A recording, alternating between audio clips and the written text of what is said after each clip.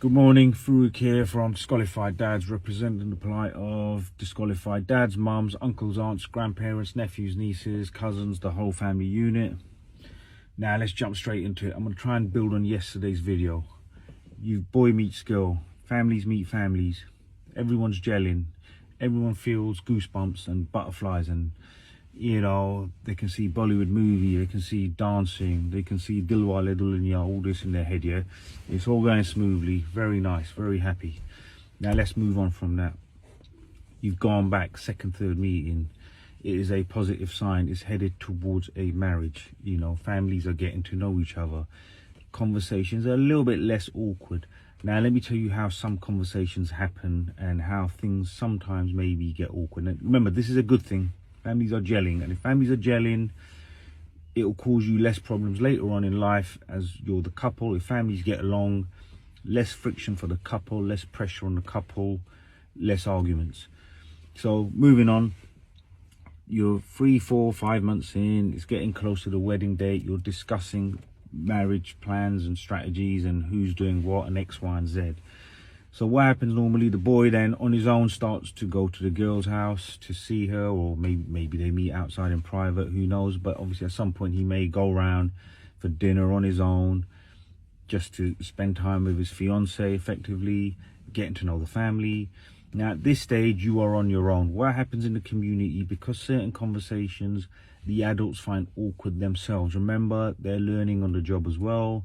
The family with more experience in these sort of conversations, they will generally take center ring. Remember that, because they're experienced.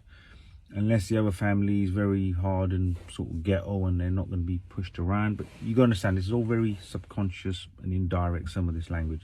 So you're there on your own, you're having dinner, you're the boy. Father-in-law then says, oh, I think we should do it this way, I think we should do that. I think we should make sure you get a civil registry done straight away.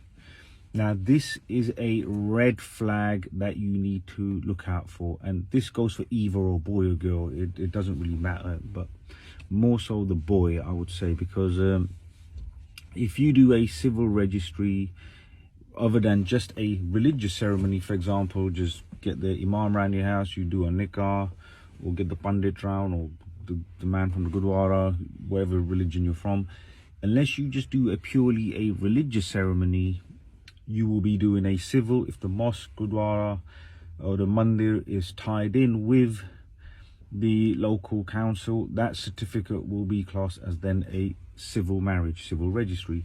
In the eyes of the law, a civil registry is a financial contract purely and nothing else. Now, being in the community, I'm sure everyone has some assets that belong to their mum, dad. Classic situation, dad's got a property in the son's name or the daughter's name, or daughter's got half a name in one property or the other, back, forth. They've got assets and stuff in their name that belong to the family. If you get married and do a civil, you are potentially putting your family's financial assets at risk. You need to do your homework and research, get the structures put in place before you do this. Secondly, the red flag is this.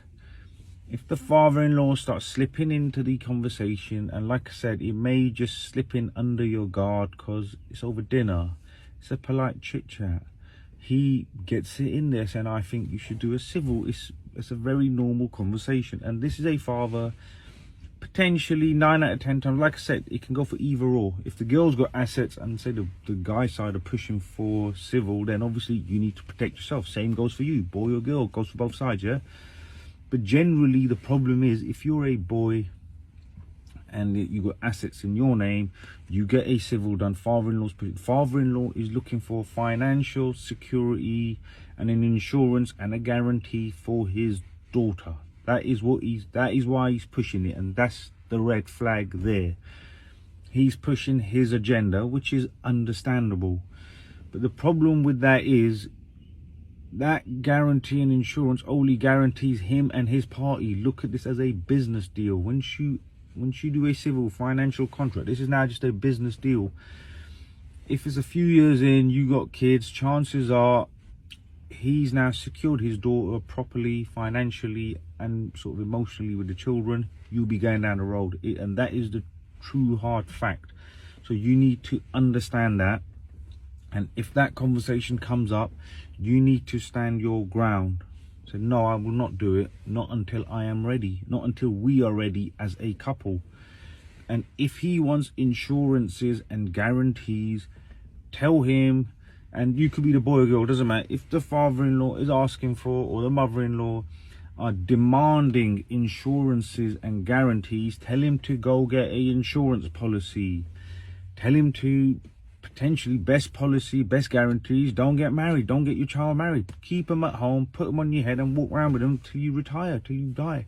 But do not demand guarantees and insurances. Do you understand? And remember that is a red flag.